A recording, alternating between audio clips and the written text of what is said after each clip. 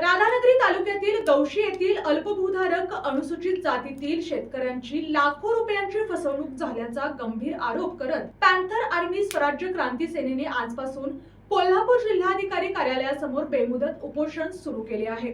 संघटनेचे जिल्हाध्यक्ष मच्छिंद्र रुईकर यांच्या नेतृत्वाखाली सकाळी 11 वाजता आंदोलनास प्रारंभ झाला। तर पाहूयात आजची सविस्तर बातमी। गौशी तालुका राधानगरी येथील शेतकरी श्री शहाजी संभाजी कांबळे यांच्या बँक खात्यावर 19 मे 2022 रोजी कोणतीही मागणी नसताना 1,09,250 रुपये जमा करण्यात आले। त्याच दिवशी कोणतीही स्वाक्षरी किंवा विड्रॉवल स्लिप नसताना 1,29,000 रुपये परस्पर काढण्यात आल्याचा आरोप आहे। याशिवाय तक्रारदाराच्या वडिलांच्या व मुलांच्या नावे डॉक्टर DY पाटील साखर कारखान्याकडे गळपास गेलेल्या ऊसाचे सुमारे 4 लाख रुपये संबंधित संस्थेचे बेकायदेशीररित्या स्वतःच्या ताब्यात घेतल्याचा आरोप पॅन्थर आर्मीने केला आहे। या प्रकरणी पोलीस अधीक्षक व सहकार निबंधक कार्यालयाकडे वारंवार तक्रारी करूनही अद्याप कोणतीही ठोस कारवाई झालेली नाही।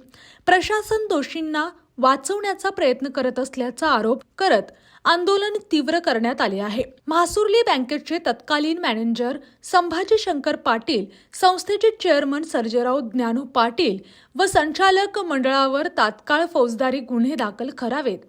शेतकऱ्यांची हडप केलेली सुमारे 4 लाख रुपयांची रक्कम व्याजासह परत करावी। संबंधित संस्थेच्या व्यवहारांशी उच्चस्तरीय लेखापरीक्षण चौकशी करण्यात यावी। या उपोषणात पॅन्थर आर्मीचे संस्थापक संतोष S. आठवले, राष्ट्रीय संघटक अमोल कुरणे, समीर विजापुरे, जिल्हाध्यक्ष मच्छिंद्र रुईकर, जिल्हा महासचिव नितेश कुमार दिशांत, जिल्हा उपाध्यक्ष व पीडित शेतकरी शहाजी कांबळे यांच्यासह भैयासाहेब धनवडे, बंडू कांबळे, तुकाराम कांबळे, अजित कांबळे, महादेव कांबळे, तानाजी देवणे, सखुबाई सुनीता कांबळे, गीता कांबळे आदी कार्यकर्ते व ग्रामस्थ मोठ्या संख्येने सहभागी झाले आहेत। जोपर्यंत दोषींवर ठोस कारवाई होत नाही आणि पीडित शेतकऱ्याला त्याचे हक्काचे पैसे मिळत नाहीत तोपर्यंत हे उपोषण मागे घेतले जाणार नाही। आंदोलकांच्या प्रकृतीस काही अपाय झाल्यास त्याची सर्वस्व जबाबदारी प्रशासन व बँकेची असेल असा इशारा जिल्हाध्यक्ष मच्छिंद्र रुईकर यांनी दिला।